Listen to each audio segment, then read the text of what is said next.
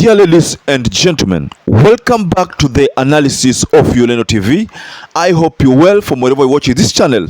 I would like to start this session by appreciating you so much for giving this channel a chance to grow. If you wish to support us, just subscribe to our channel and give this video a like. So there is something that KURIA KIMANI made, a statement which KURIA KIMANI made a day after RAILA Odinga had organized and successfully organized that Kamukunji rally. Yesterday, KURIA KIMANI said that the main reason why finance bill had to pass is because of RAILA Odinga. He apportioned the blame on RAILA Odinga, squarely on RAILA Odinga. He had the audacity to say that RAILA Odinga and the team are the reasons why that finance bill had to pass. So, do you agree with KURIA KIMANI? Because I personally don't. I don't agree with KURIA KIMANI.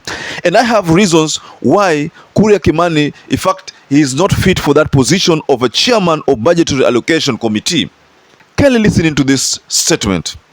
Siku moja tu baada ya kinara wa Azimio Raila Odinga kuwataka Wakenya kutolipa ushuru, mwenyekiti wa kamati ya bunge ya fedha na mipango ya kitaifa KURIA KIMANI amepinga vikali mapendekezo haya. Our Azimio brothers and sisters, as it's coming out every day, they are the most dishonest people you'll ever see.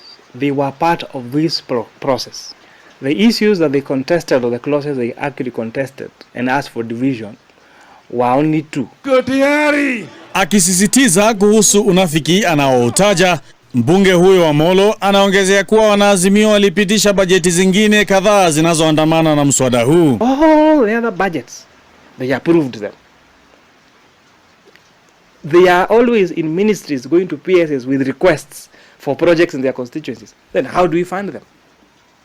They did not give us alternative measures. Raila Odinga amemtaka Rais RUTO kutupilia mbali mswada wa fedha wa mwaka 2023. So when they call for repealing of the whole act, unless they really want to just destabilize the country and make sure nothing moves and nothing happens. Viongozi kadhaa wa Azimio akiwemo kinara mwenza Martha Karua wameshikilia kwa muda kuwa Azimio ina idadi si haba bungeni. But then we saw them missing in action. You know, they were called to go and vote and they were not present at the House. Now for them now to come out and talk in rallies, those debates they are having in rallies is what they should have debated at Parliament and convinced the floor for us to accept the amendments that they were doing. Azimio ilitangaza tarehe 7 mwezi ujao kama mwanzo wa maandamano na pingamizi dhidi ya ushuru. Matamshi yake KURIA sasa yanaashiria vuta ni kuvute inayotarajiwa siku zijazo, huku mwaka mpya wa fedha ukianza baada ya tarehe 30 mwezi Juni. The blame game cannot be laid squarely on RAILA Odinga. No, that we totally reject. But why are we rejecting? Or rather, why am I rejecting that statement from KURIA KIMANI? I have a couple of videos why KIMANI KURIA is not someone who is reliable and cannot be taken seriously in this matter of the finance bill debates. Now it is a law. But even though it is a law, I would like to take you back to some statements from KURIA KIMANI. There's a time when Azimio wanted to shoot down this 16% increment on fuel. And I remember seeing KIMANI KURIA defending that point. So he was trying to say that this 16% lazima iwe kwa finance bill. So the mere fact that now KURIA KIMANI comes back and say that Raila namefanya hiyo ikapita, well, he himself advocated for it, does not mean that this is someone we can trust. If he really thought that that was not necessary, or that was going to pose as a big threat in terms of the high cost of living to the common mwananchi, why did he advocate for it? Why did he push for it? Why didn't he adhere to the recommendations which were given to him by the people who went for that public participation? Why didn't he anchor those remarks or those comments or those views in the finance bill amendment? But let me share with you a video where KURIA is defending that 16% increment. Just check this video. We have three types of VAT in this country. A product is either zero rated, tax exempted, or vatable. So for the vatable supplies, whether goods or services, all of them are at 16%, apart from fuel, which is at 8%. So what does that do for that particular sector? There's something you call input VAT and output VAT. So for all the players in this particular fuel sector, they pay input tax at 16%.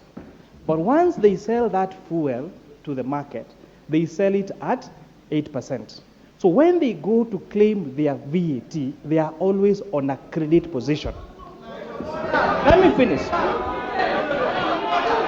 What therefore means, what it means to be on credit position, what it means, we heard you. Give me a minute to finish my argument.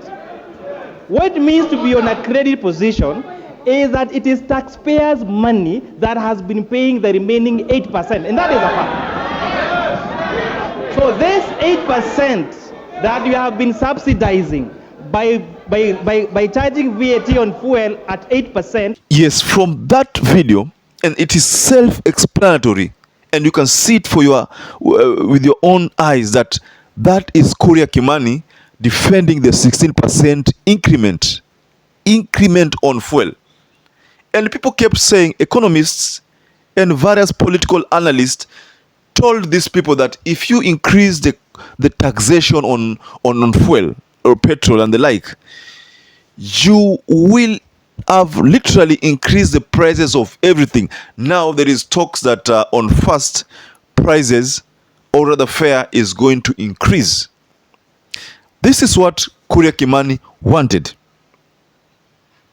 But then, who is KURIA KIMANI? I want to share with you a certain story from KURIA KIMANI that was shared a couple of years ago, around 3 years ago, when KURIA KIMANI showed up at an event in Molo. And I understand that time that the residents in Molo had decried the fact that the level of drunkenness in that region ilikuwa imeongezeka maradufu. So they had called their area MP, the Honorable KURIA KIMANI, who is now the chairman of that budgetary and allocation committee.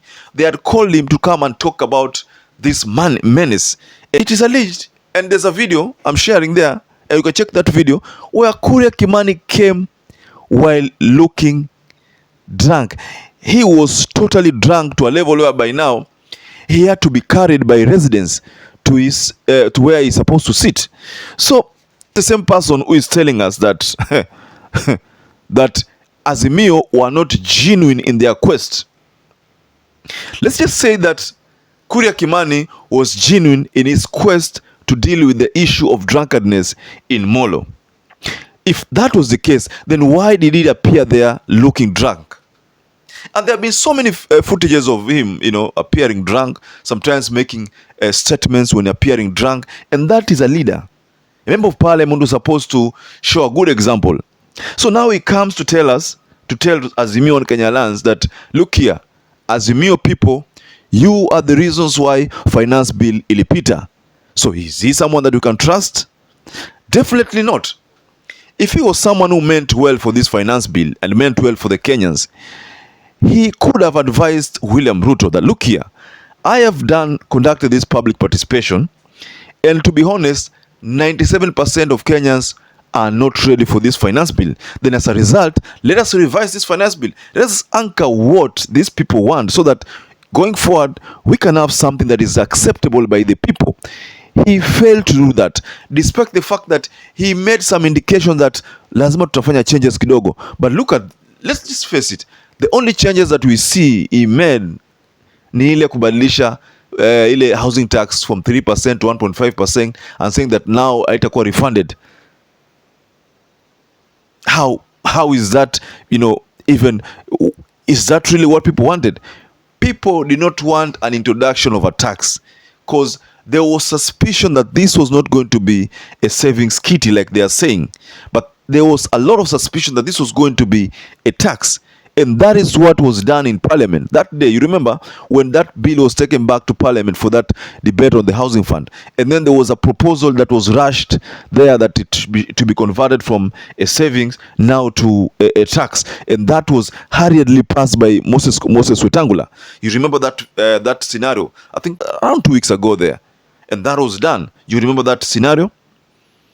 Yes. So that if that is the case, then I think KURIA KIMANI is not supposed to come here, tell us about what he thinks Azimio should have done to protect Kenyans. This, to me, the statements by KURIA KIMANI are simply indications that he felt the heat by the Kamukunji rally. The attendance of Kamukunji rally haikuwa a total joke like people thought. People came there in numbers. You could think that that was a campaign rally, but that was not a campaign rally. It was simply Kenyans trying to tell these people that, look here, you people are not representing us. You people are representing your needs. You are not representing mama mboga, boda boda, watu wa mkukuteni, mtu wa sijui nini. You are representing your selfish needs. That was a message that was portrayed in that event, and Raila Amolo Odinga was totally happy with the attendance. The attendance was magnificent, if I may refer it that way. So, dear viewers, allow me to wind up there. But I was just trying to share my own point of view regarding KIMANI KURIA, regarding KURIA KIMANI, the Molo MP, who appeared to be blaming Azimio, One Kenya Alliance, for the passage of that bill. So, dear viewers, tell us what you think about that comment from KURIA KIMANI, and also tell us what you think should be done going forward. Also, I'd like to urge you to stay safe and stay blessed until we catch up again in our next analysis.